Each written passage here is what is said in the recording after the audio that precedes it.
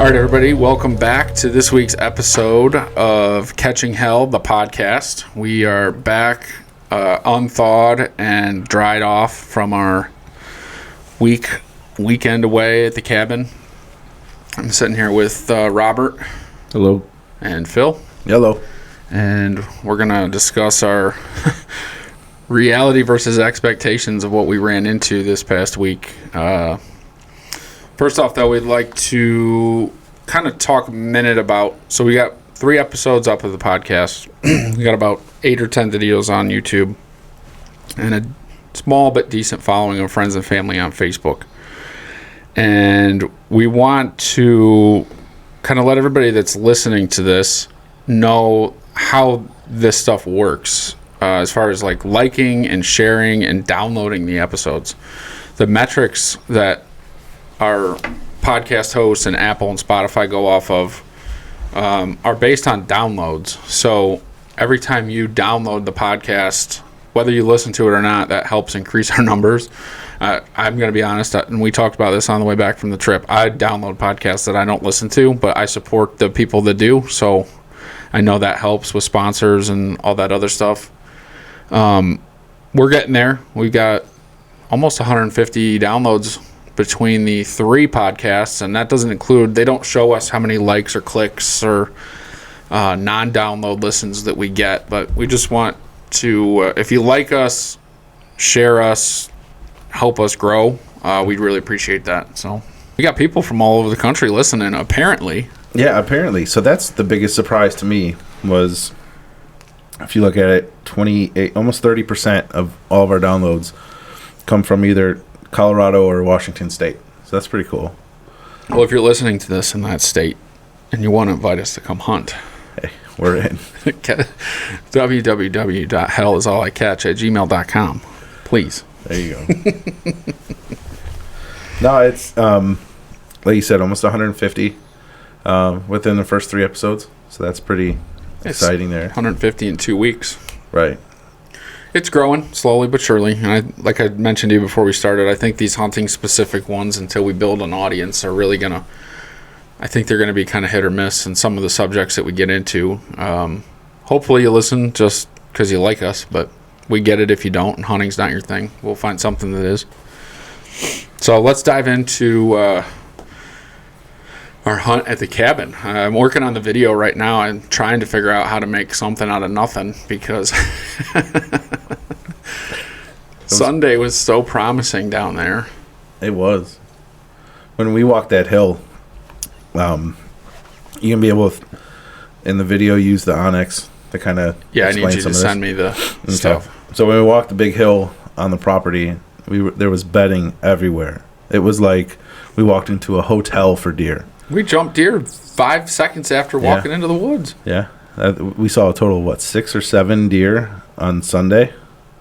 And not just in one area. It was kind of all over. So it was super encouraging when we first got there. And then Monday happened. So. Yeah, I think I tracked on my step counter. We walked like 4 miles on Sunday when we got there. Found all sorts of places Phil and I were kind of set up to hunt in Dorothy 1 and Dorothy 2. My brother-in-law was there. He was going to hunt in my dad's blind because my dad, due to a sickness at work, COVID, in his department, he was not able to come. So it was us and my brother-in-law, Andrew. So we kind of had to find a place for Robert to sit. We kind of rebuilt the blind on the top of the hill. It definitely needs some work next year, but yeah, that could be Dorothy 3. We made I thought it was a really good spot until the weather hit. But we found a lot of good spots around there for any of us to go. I really wanted to hunt out of Dorothy 1 just to see what I could do with it, but how was it just dealing with the top of the hill every day? Well, when we went out on Sunday, we got to, I guess I would say, hike a bunch of areas that we'd never been to. Every time we're there to do work, we just don't have the extra time. The weather was beautiful, so we were able to kind of look around outside of where we generally hunt and get some ideas.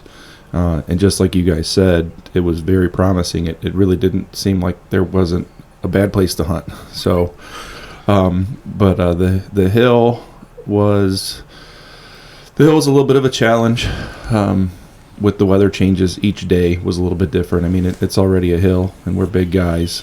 But then you add the rain, and then you add the snow, and then you add the ice in the middle of the night when it gets even colder. My biggest challenge each day with the hill was just getting so hot on my way up there. Yeah. You're sweating first thing in the morning, and you got to try to regulate that body temperature. Otherwise, now you're wet and cold. So, physically, it was a little challenging, but the overheating on the way up was what I hated the most. There's no good way to get to the top of that. No, I was going to ask. So each time, did you go up the hill at all by, instead of going down the trail to go up the side of the hill, did you go from the other side of the cabin? Every time I went up, I went down. I went cabin side of the hill, down the trail to the metal chair. Right. Hang a left. Yeah. And It's straight chair, up the hang hill. left. Yep. It doesn't get much better when you go the four-wheeler trail down the way we went up initially, especially because it's all covered in thicket now. But and in the morning too. It kind of the worst part about it is you're making noise going up. It's really a great afternoon just get spot. up there, make your noise, and then try to be quiet after that. Yep, sit down and shut up. And then we went and explored the other private property that we had a permission to hunt this year. Found a lot of really good sign on that. Jumped a deer on that. We jumped 2. Yep, Jumped 1 on the Ridge. and then another one in the thicket. in the thicket. Yep. Did a lot of climbing over there. It would have been a very useful piece of property if the weather didn't screw us. Yeah, so the weather we had, it was like 60, 62, 63 and beautiful on Sunday. Perfect. And then, in between 30 and 40 and constant rain Monday, Yep. which transitioned into snow Mid-afternoon. mid-afternoon. And then it wasn't just snow. Like, snow is cool, and snow would probably help us. It was the fact that there was 3 to 4 inches of snow on each branch Heavy snow. that made it just like a wall or a sheet of white that made it, from where I was sitting in Dorothy 2, really tough to see all but 2 spots. Right. And then even, it was that Tuesday evening when I went to the hillside and stayed on the bottom of the hill. I had pretty good vision of the hill, and then decided to waste some time and climbed up the hill. Then when I got up there, I realized you can't see anything. Right. So I had to go back You'd down be the hill. better off with a crossbow than you would with your rifle. Absolutely, for sure. Because the snow worked against us in this situation. And it was super frustrating on the drive home, seeing some of the wooded areas. And seeing deer in those Seeing wooded deer areas. in the wooded areas, and then seeing, not many branches with snow, but snow on the ground, so to where the snow would have been helpful. So, I think the end of the week would have been better. I mean, you can never know when. We take the days we take, traditionally Sunday through Wednesday. It is what it is. You can't pick the weather, but Monday, if the rain was a little bit lighter, you could tell something was moving. I kind of gauged it on were there birds and squirrels by the corn feeder I was sitting on. When the birds and squirrels were gone and I sat there for an hour and a half, I was like, I'm going back in the cabin. Because if the birds and the squirrels aren't moving, the deer are moving. And I think, Monday was 30 or 40 shots we heard. We were in the cabin for a couple hours drying out, but the first shot on Monday morning didn't come till almost 10 after 7, which is 15 minutes after illegal shooting. Which is rare. It picked up a little bit in the afternoon when it changed to snow, but nothing was really close.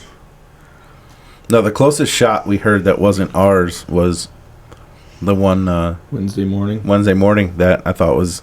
That you thought was me. It was a you. guy right off the property that I Yeah. didn't know was there. But, Well, the closest shot was Andrew's shot. well, yeah. So That That was pretty loud. That sounded like it happened right next to me. The luck we had, Andrew, my brother-in-law, was sitting in my dad's blind over a corn feeder in a thicket.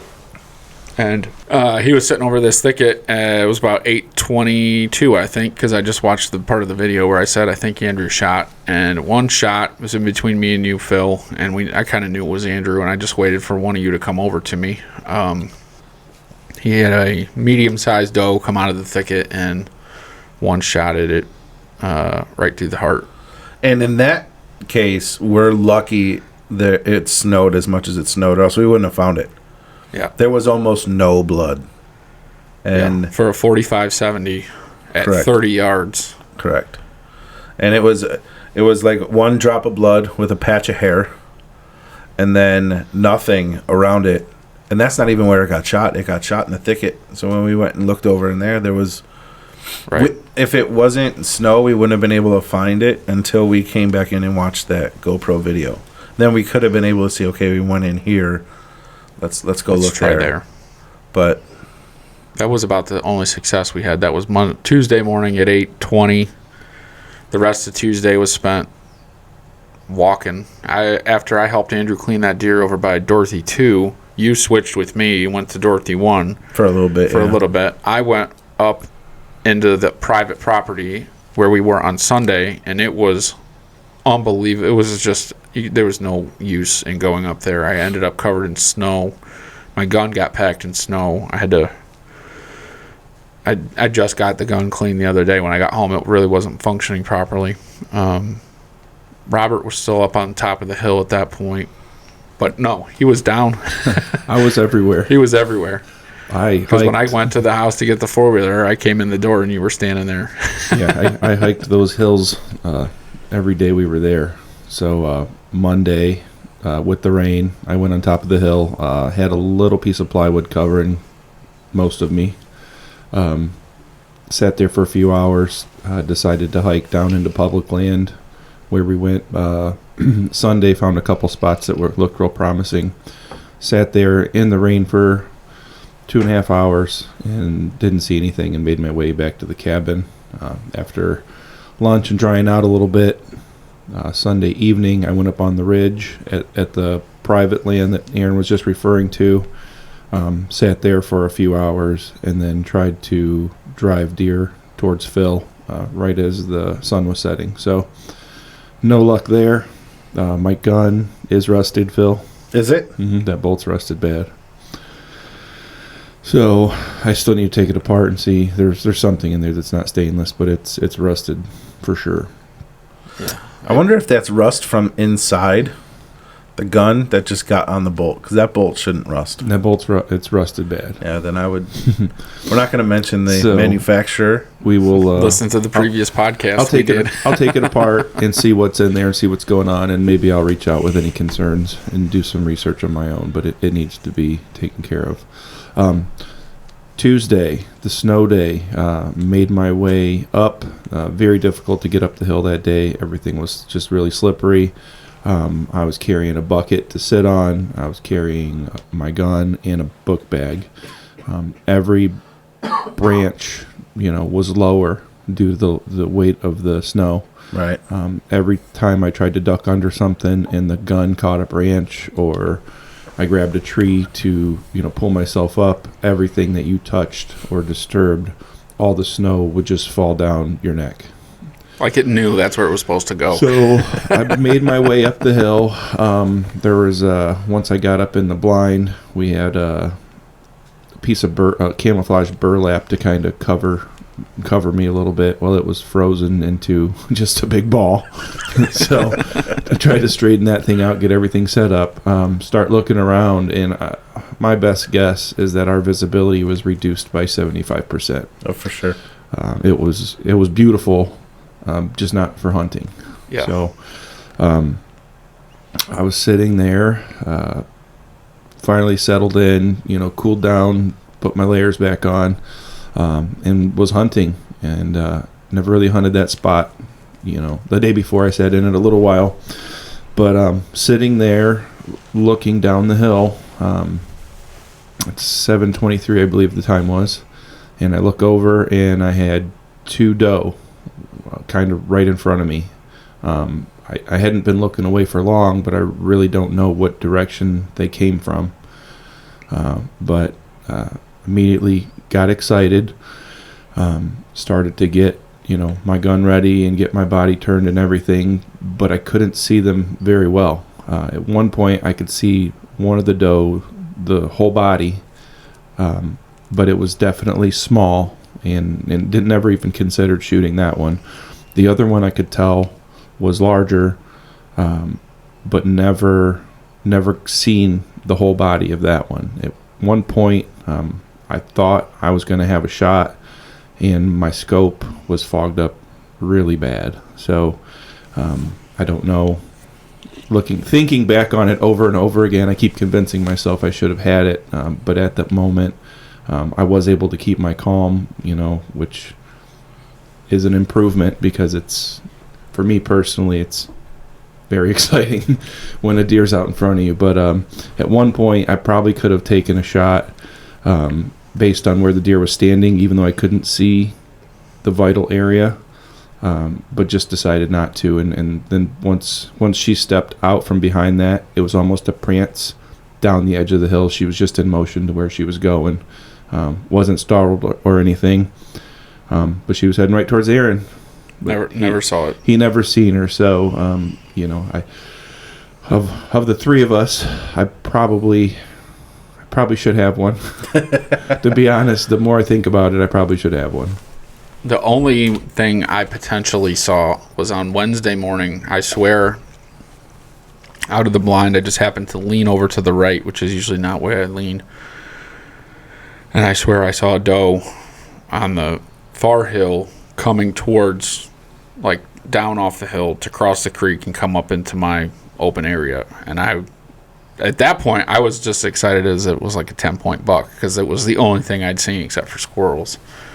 And I watched that hillside. I don't know where it went, if my eyes were just messing with me at that point or what, but it wasn't probably 45 minutes later that shot happened up there, and kind of that was the final round on the whole hunt.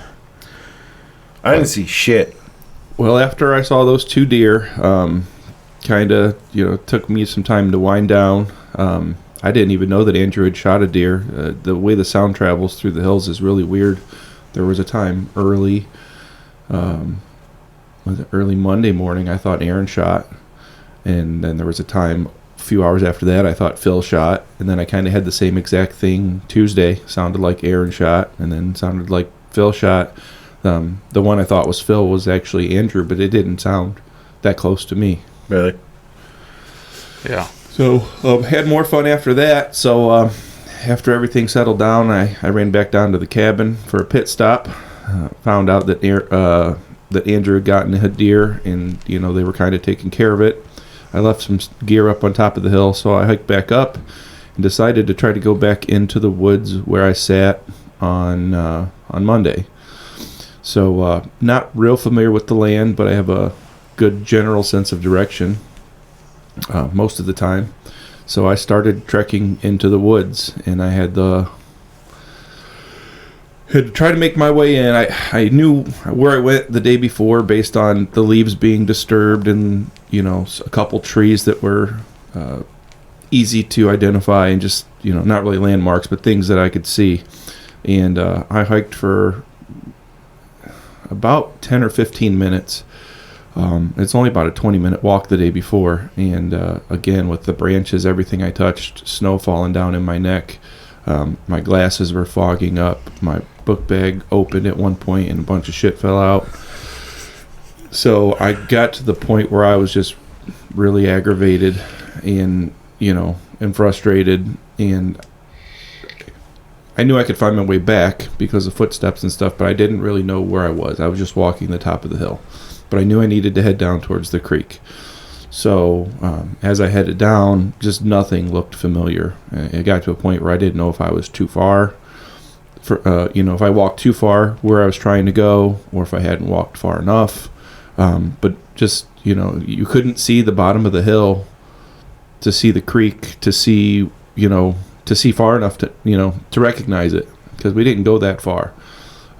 But I hiked my way down to the creek and then started hiking my way back towards the cabin. And I think it was about an hour and 15 minutes that I was walking through the woods before I basically showed up at Dorothy 1. Very, very mad. Yeah. There's a video. So You took video of it? when I sat down after I got to have a seat. So what I did was I thought Phil was in Dorothy 1 because that's where he was when I took off. Aaron told me that's where he was going to sit. I seen, I said something so he would know I was there. I was wearing orange, but just trying to be cautious. And I knew that if he was there, I'd scared everything away.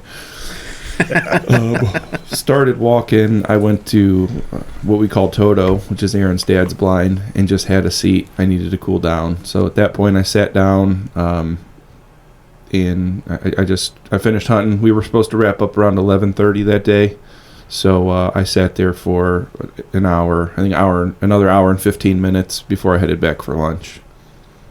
Of all of us, you are the one who we say we're all going to come in at 11, and Robert is the one who stays out until 11, and the rest of us are a bunch of cold bitches who come back to the cabin at 9:15. There to hunt, man. Well, I came back.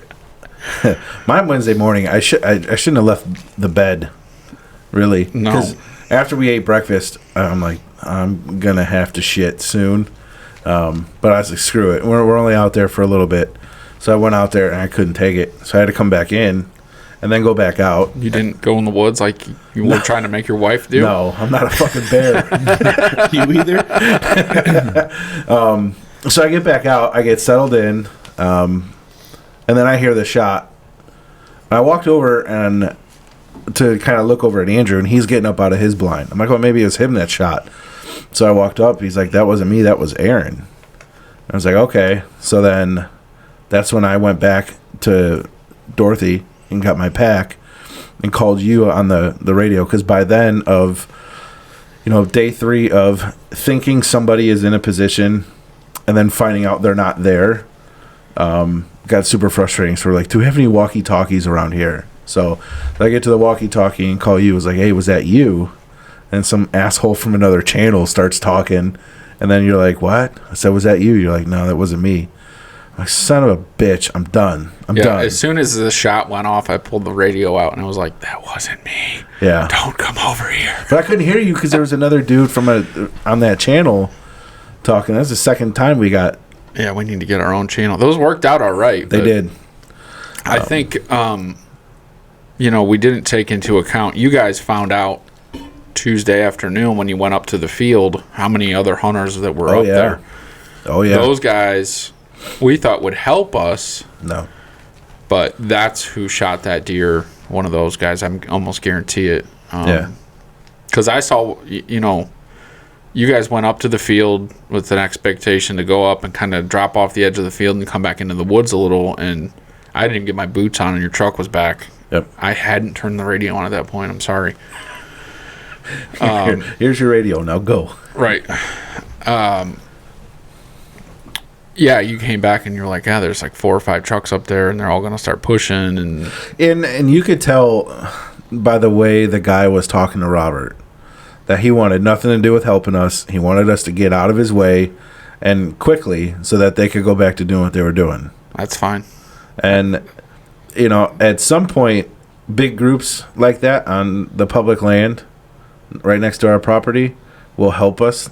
It'll push deer towards us. I bet if we didn't have 4 inches of snow on the ground, on the trees, we might have seen something. Yeah.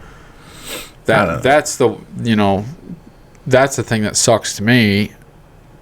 And like I said that afternoon, I was sitting there and I thought Robert had walked back towards me at one point because where I was hunting at Dorothy 1, he went up past that in the creek and was sitting on like this little knoll in between 2 creeks. Had a great spot in all circumstances, but I looked up out of the blind one minute and there was a guy standing across the hill from me and I was like looking and I'm like, I can't tell. I just saw orange. I didn't know if it was Robert or not. And then he kind of moved out of there. So I don't know if they were doing some sort of drive or what. He had said to us that they were attempting to do little mini drives, whatever that means. But they didn't push anything our way. No. I mean, because he came in between Robert and I. I don't know how you didn't see him. I don't know. That was out of all the hunting I did, that Tuesday evening was, it seemed promising. I mean, That was what I thought was going to be the best time for us. The wind had blown around enough that the trees had lost a good amount of the snow that had built up on all the branches. Where I sat on that knoll, I could see 360 degrees around me. I could see a pretty good ways up the creek, three different directions, and I never saw anybody. At one point, it sounded like a buck was rubbing or hitting his antlers on some trees, but I never seen anything at all.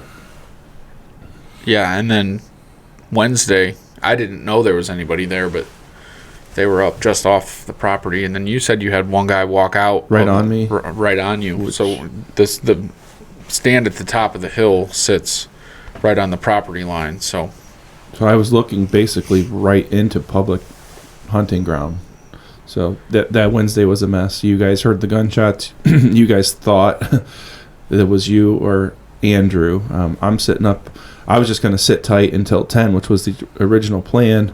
And it was like 8:45. I seen something move, and I start looking to get my gun ready. And it took just a few more seconds to start seeing orange.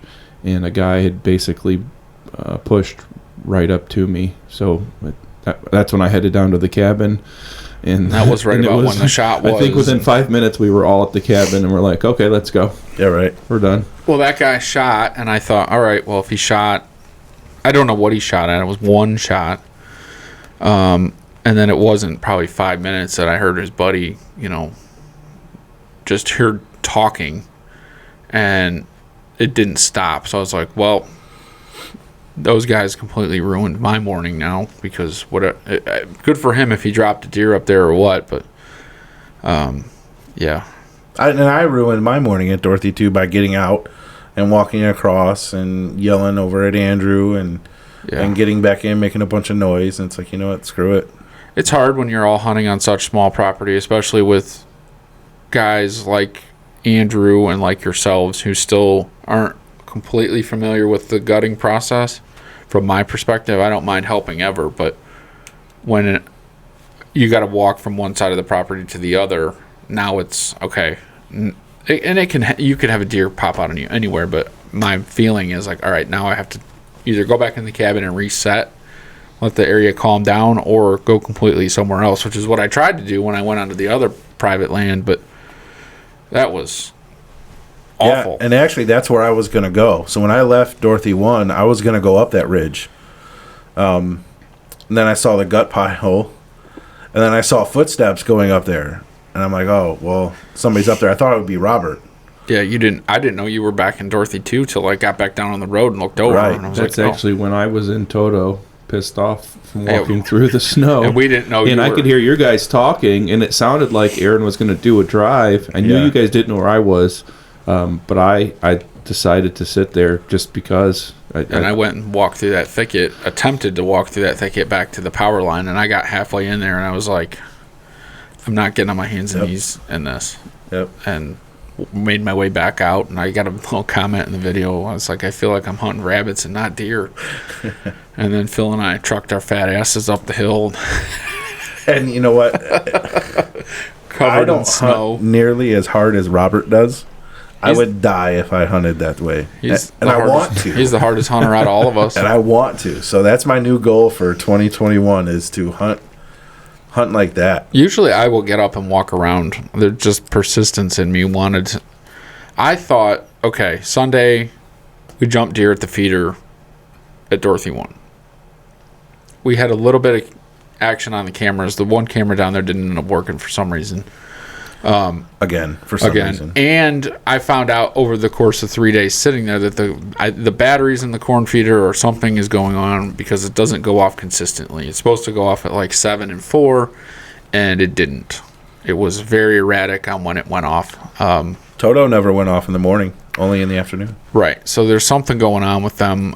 Well, at this point, whatever. But I thought, all right, the squirrels have figured out how to go up to the feeder and flick the thing that spins the corn to get the corn on the ground. The deer know that too. They go up and tongue it and get corn out. I thought at some point in 3 days, especially with the weather system that was in there, the deer know there's food there. They're going to come in here at some point. So just sit tight. Something will move through eventually. And they did.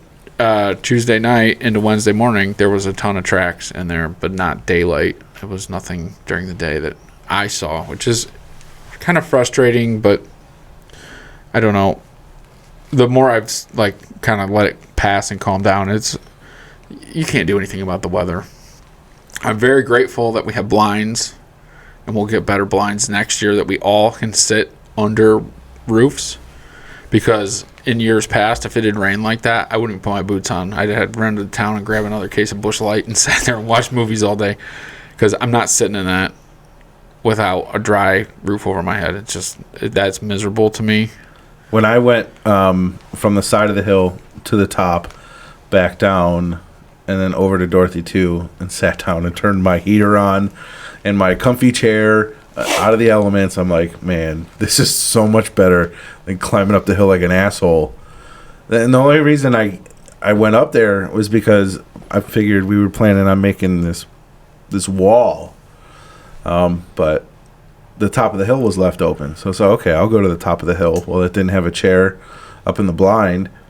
And I was going to kind of find somewhere to post up. We had found a couple other spots further in the public land, and actually followed Robert's exact footsteps to those points. I knew that's where he was going, but every time we got to one of those marks that we marked on Onyx, you couldn't see anything. Right. So ended up going back down. And we all pretty much hunted our land, but there's still so many holes in between us all. Yeah, I don't know how, when I was up there, because I was making noise, and I was like, okay, maybe I can kick something to Aaron. I don't know how you didn't hear me up there. But the way Dorothy 1 is situated and the door closed behind me, the sound, you can't hear anything from behind. So, and that's the thing, those deer that Robert saw Tuesday morning, they could have came over the hill and followed that trail behind me. Never would have known. The way it worked, they could follow the trail behind me, go through the pines, down behind Andrew. Yeah. Andrew would hear them, maybe, and then at that point they're on the other private property on their way to the thicket. So there's still a lot of, we get into the next subject here is like, what do we do to improve the areas that we hunted in? Dorothy 1, for sure, I'd like to continue to open the area up. There's some, still some thicket areas or trees left on the creek edge right in front of me, from about 10 o'clock out to 2 o'clock. It's just, I don't want to take it all, but I want to take some of it so that I can see better onto the hillside and down the holler of the other property and see movement coming at me, because I want to be ready when the deer step out in front of me. And then the other thing I want to do in there is just sow some sort of food plot, because we got a pretty decent area in there now, a third of an acre or so that needs something in it so it doesn't turn back into briars. I think for Dorothy 2, there's traffic through that area for sure. You could see it in the mornings when we came back out for our evening hunts. You could see tracks, you could see some sign, especially up by that ridge, but we need to give them a reason to go there and stay there, especially throughout the day. So food, and I think water on the entire property.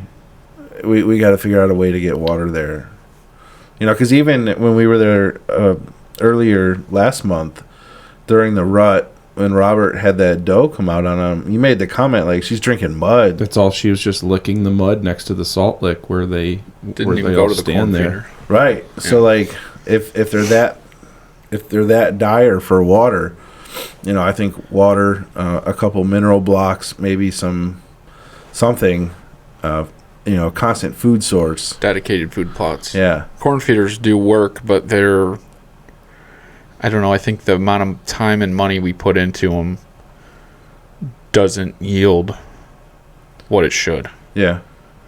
They show up to the feeders. I mean, the trail cams we got, the ones that worked. I mean, the one feeder, I got a video of it in front of the corn feeder by Toto is just tore up. There's so many tracks in it, it's not even funny. Yeah. But we had one small doe show up to it in the week. Yeah, I think investing in some trail cams would help.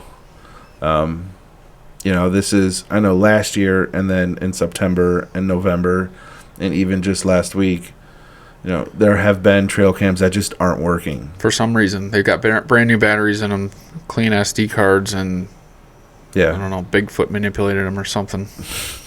So, I don't know, maybe investing in 3-4 new ones, put one over by Dorothy too. If we do put some, food source or water source down, get a camera from the blind looking at that direction, kind of see what is in the area. And that spot over there's a great spot for food because it's under power lines and it's open enough for a bow shot if you can get it close enough. And it also functions for 2 of our 3 blinds, 2 of our 4 blinds, because you can cover the deer movement coming to and from Dorothy 1 and from Toto as well. So I think the way the blind is positioned too, I would want to take a little bit out of the corner of the blind. yeah, the windows still need to be manipulated a little bit. So make the windows bigger, and then clear an area of trees from the blind to the corner Of the field, of the field, so that you have a line of sight there. which we plan on doing anyways because there's good wood in there to burn at the cabin. So Yeah. that's more like springtime cleanup. The other area I would like to do, we talked about rebuilding the blind at the top of the hill. Yeah. Right now that's an old pallet that's wedged in between a forked tree with a tree behind it. And you said the whole thing creaks and moves when you're in it, When Robert. it was frozen, it didn't creak on Monday. But that's a great spot. It's a great spot because it's right next to a tree that had an old wooden ladder in it. Where the old timers hunt. That's what they say is the best spot. So it's in the same area. It just needs to be rehabbed. I built that a few years ago with my dad and some friends so that Ben and I could sit in it. Ben thinks that's his spot. But it just hasn't seen any love in a while. And the other spot that I'd really like to work on getting something in is so where we come up the hill out of the pines where we saw that deer track where I stopped the 4-wheeler before we went up the hill, closer to the edge that overlooks the other area that Scott cleared. I'd like to figure something right in there so you can see that whole bottom, you could see into the pines, and you can see that trail on the hill coming off the hill. You talking about that old box blind? That's Take that and move it up the hill. yeah. Something in there. That's a great spot that they sneak through in the middle of us, and it's easily accessible. I think we need to work on playing the wind a little better sometimes, especially if we're going to archery hunt it more. But that little plot of land, that little area is cleared. That's a 50 by 50 area you could sow a food plot in real easy. That if you don't have to build anything tall because you're already up on a hill, but you could see things coming from there that will pass in between all the other blinds. That would be my idea. If we're going to do 2 blinds next year, I'd do one in there and rehab the one on the top of the hill. For sure. I think Robert, you got to pick a spot that you like and feel comfortable with. I like the top of the hill. A couple more spots and we can all just take turns picking. Right. You get tired of looking at the same thing. Right. Without a doubt. Right. And they're all good places. There's not a bad place. So it's a lot of luck. Yeah. More luck than I figured it would be. It's all luck. It's absolutely all It's luck. dumb luck. Which is, especially in gun season, There's no reason for them to not be anywhere. it could turn on a dime. And we talked about our expectations going into it. One of the things we mentioned was the increased activity when we were there with the wives just because of the rut, or is it because of the improvements to the land? And on Sunday, my answer to that was they're here and they're everywhere. We spooked 2 walking out. He saw 2 more within an hour, and then 2 more in between where we were. Yeah. We both don't know how neither of us had those deer run on top of us. So, like, if we didn't have Sunday and we just went off of how Monday, Tuesday, Wednesday work, I'd say There's no deer here. there's no deer here. And what we saw with the wives was just rut activity. Right. I don't think that's the case, though. I'm kind of. Do I think my expectations for next year's rifle season will be tempered a little bit? Absolutely. I don't think you can expect to take more than 1 deer when, the weather is the way it is and how much luck is involved and all of that. But I do think the improvements we made for this year helped. And I know that if we do the same amount, if not more, it's time after time after time. It's it's going to be exactly what we're hoping to have. Yeah, we'll get it to a spot where it's all good and you can have enjoyable hunts with the wives and the kids anytime. Yeah. So we have lots of things to do. There's a laundry list of improvements to make. Just doing it, getting there, getting the time. It's tough because the ideal time to do it is March, February, when it's not covered in snow but not also growing. And that's right when baseball is ramping up and indoor practices and all that good stuff. Those are things I want to do to it. But I don't know. What are your thoughts? We still have a two-day bonus gun season on the 19th and 20th. I'd like to get out for that. If not, I don't want to get out for both days. I just want one more crack at it. I don't know. And then we have, archery season carries on through February 1st? February 1st. And then muzzleloader is in January 5th through the 8th or something like that. I do want... Which I plan on going to, but I'm the only one of the three of us who have a muzzleloader. Yeah. But I'm not buying a muzzleloader this year. That's fine. It's Actually, a whole nother world of things that you need. It's not just the muzzleloader; it's a whole toolkit that comes with it. I don't need any of that right now. I'm sorry. I don't need to buy any of that right now. It's Let me get through Christmas.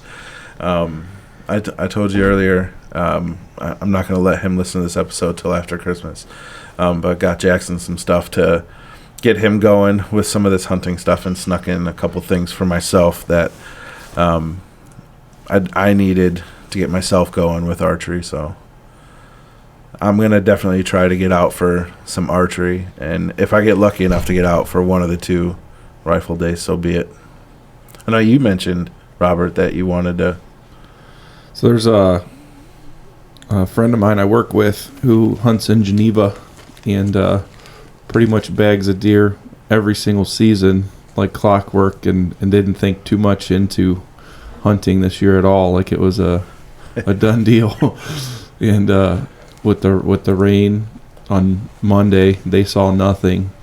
And they actually have him and his dad, they have a side-by-side that they take on their property to their hunting spot. And he said that the snow was so bad. We had 4 inches at home while we were gone. They got like 12. I think they had 16 or 18 inches in Geneva where he hunts. Wow.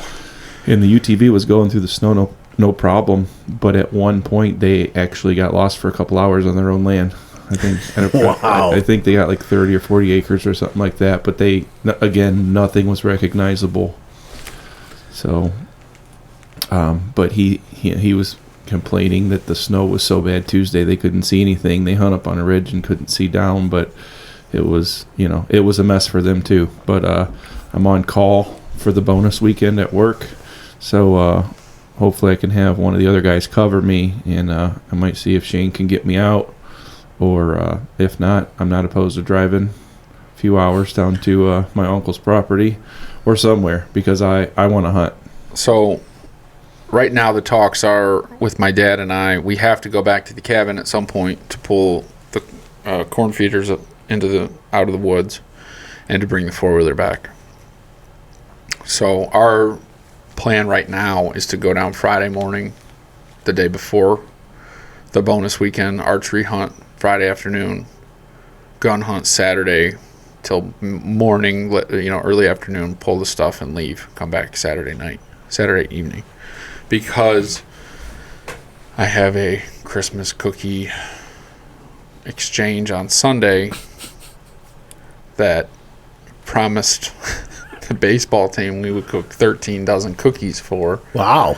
Yeah, and I don't want to leave the whole weekend. I'm trying to make my wife make cookies early so we can just like freeze them. Just go buy them. We can't buy them Why? because that's just The point. Tommy won't let us. Can you buy the ones that come in squares that you just bake? I don't want to do that. We're new to this team. I don't want to be those guys right out of the gate. No, so we got an idea. My mom makes a ton of Christmas cookies, so we're gotten a couple ideas from her that are things that are quick, easy, you can bang out. That's the plan, though. I told Dad, I'm like, I know the exchange is Sunday evening. We could technically hunt Sunday morning, but just that and the drive home and all that, I don't want to rush it if I don't have to. And it's all weather pending. What's the weather going to be like Saturday? If we don't get to go down there and gun hunt, then we still got to go down at some point and pull It's going to rain. Probably. We still got to go down and get the four-wheeler and pull that back. Take one last glance at trail cams. Yeah, we only got cards in 2 of them because I forgot to put the cards in the other 2. So see what I mean? 2 of them. These don't work for some reason. Don't know why. I don't know. I potentially weather pending. I mean, I know it's coming off of Christmas break and everybody's getting back into it, but weather pending for muzzleloader, I might go down. Yeah. I'd love to just talk the wife into going down for us for a couple days, but that's all weather pending. What's it going to be like down there? And I don't know. If any of our listeners around here know of any places that would like to host guest hunters, please drop us a line. We're respectful and we pick our trash up when we leave, and we'll also share the meat. Not opposed to that. If anybody has any place closer. So that's definitely on our goal list for next year, is finding a farm or something within a county or so of us. That we Something flat. Yeah, something that we can. I would like something that if on a Saturday afternoon we're done with football or done with whatever we're doing, we can run out and archery hunt the evening or whatever with the boys. Especially, I really want to get it to the point where we have it with the kids and get them into it. It's tough with all their schedules. I always think I'm going to take Ben on the youth gun season, but that's always the weekend of the Amherst basketball tournament, and as long as he's playing basketball, at least until he gets to junior high, so we got another year of that, he won't go on the youth gun hunt unless we had someplace close. It's crazy how few options you have for something close by here. It's just a matter of building relationships. Yeah, that too. You know what I mean? And, just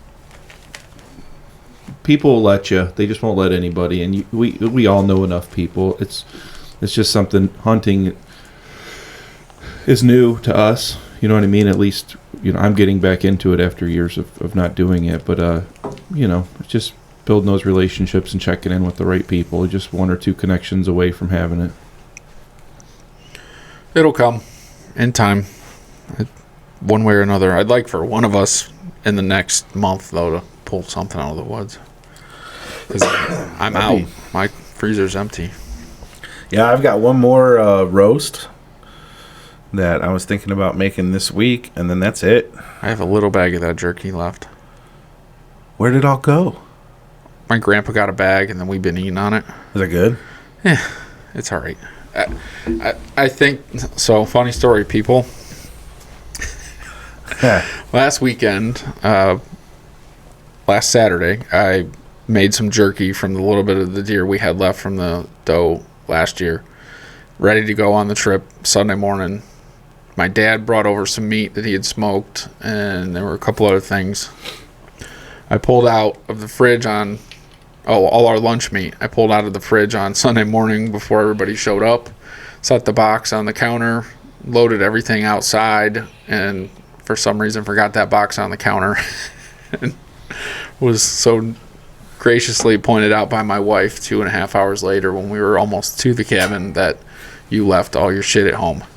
And then she continued to have that stuff for dinner. Yep. So she had dinner all week. They ate the jerky. They ate the lunch meat. We had to stop and buy more lunch meat. So yes, the jerky is all right. The recipe that I have that we kind of made up, the spices were all over the place, and I was going off of a Traeger recipe, and I used most of what they had because that's what I had. It was spicy and sweet, and I think they both killed the flavor, and it just, some of it came out real bland. So was it was a flavor thing or a texture thing? No, the texture's good. Okay. I used the Masterbuilt box electric smoker. Took about 2.5 hours. I got about 2 pounds of it. Some of it was spicy, where like the red pepper flakes kind of built up on it, but it balanced that with the brown sugar and the other spices that were in it, and then I used some Evan Williams as like to loosen it up and soak it in that. And I think it just had so much flavor in it that everything went bland. It's like dumping 10 different colors of paint into one bucket and then it turns out gray. Like that's kind of what we were dealing with. Dipping in some barbecue sauce. I made Phil buy jerky seasoning at Cabela's for jerky that we didn't eat. That's okay. It's your turn to buy it next time. We have it for next year. I guess in closing, we didn't quite have the week that we expected. Although I did say 1 deer for 4 guys would be good, and we got 3/4 of a deer. You also cursed us 4 different ways. 4 different ways, and that we figured it out on the way back listening to our podcast. You talk about how there's always rain. You talk about how we're never gonna get anything. Blah blah blah. And I'm tired of the negativity, and that shit needs to stop for 2021. Hey, I came up with our first shirt design on this trip. Whatever. For 2021, nothing but positive vibes out of you. I remained optimistic. Yeah, me and Phil were shaking our heads the way home on the podcast because there's like everything negative that Aaron said Came true. Absolutely. to a point. Like I've been there before. It just does. I can't make it not rain. I can't make the deer. You can't make them show up in Like I front told of you. you, I got a buddy. He was one hell of a golfer back in the day, and for whatever reason, can't play well over the last 3-4 years, and has the worst mental approach to it. He's defeated before he even steps out on the first tee. I'm And not defeated. Every time I walked out there, I was positive. Yes, but go back and listen to the first 3 podcasts. I'm a realist. Well, hopefully this one doesn't come true, Phil, but he's talked about a guy who went deer hunting for 20 years before he ever got his first deer. He killed like, And then he went out a heater. yeah, so he went on a even heater. now, He killed like 10 in a row. stupid. If I go 20 years of this shit and don't get 1 deer, shoot me. Got it. I'm not going 20 years not getting anything. That can't happen. No, we'll get there. Squirrels. I was successful with squirrels. Yeah. I'm sorry. It's okay. Positive vibes 2021. I need to be more positive. I can Yes. tell you that I had a blast. For sure. Yeah. Would like to have a deer, but man, did I have a great time. Well, yeah, it's not always about the kill. The meat and the kill are bonus for sure, but hanging out, watching movies, drinking beer, playing cards, talking shit. The 3-night poker game. Right. For some reason, we just decided to do coin flips at the end and call it a day. Right. It was whatever. We were tired. Eating mom's cookies, World famous. Yeah. You don't get... That's it, I get mad that we don't kill more deer, but at the end of the day, it's like the memories aren't always from killing a deer. It's you guys having to remind me on every poker game what I'm dealing. So face up or face down? Yeah. I've never played before for 3 nights in a row. It's that type of stuff. So that's why we do it. I mean, I want to get I'd like for more people to go if they want. There's not much more room down there, but we always have looking to bring new guys in. Well, that's where you talk about if we could put together some organized drives with, a couple more guys and just take turns. hunting or whatever. I mean, there's a lot of options. The a lot, four lot of of time us, to think yeah. about it. If we could add like 2 more and do 6 organized people going to the same place that we agree to, Right. move at the same time we agree, and then I'll be part of it and I'll share it at the end. That's the goal. Well, we would have had 5 with Dad, but Yeah. I told him. I missed him being there, and I missed because I know he loves to go down there. I told him, I'm like, you'd have been miserable in this. You Yeah. wouldn't. It would have been hard for him to walk up and down the hill, sliding up and down the hill in the rain, and then in the snow was even worse. Yeah, but Andrew got his deer. I know. Andrew did kill the deer out of Dad's blind, but it just not ideal for. I think he would have been really frustrated with it. As were we. Yeah, but it's not always about that. It's about going. So we got plans for next year. We got a whole list of guests. I've had like probably 4 or 5 different people being like, when can I be on? Just in the past week.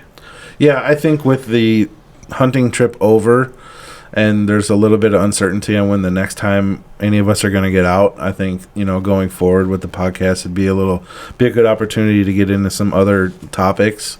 Yep. Whether we have people come on and focus on their topic specifically or have a couple different people here and there, it'd be a good opportunity to kind of expand on what we're doing, not just hunting and fishing and that kind of stuff. Yeah. So we got to build that calendar out. We're going to keep releasing them though through the month. This one should be up in a couple days. I'm hoping midweek. I still got to finish the video, but I'm off for the month, so I got time to do all that. And thanks for listening, everybody. Continue to listen, download if you remember from the beginning of the podcast. Share with all your friends and family, and appreciate all the support.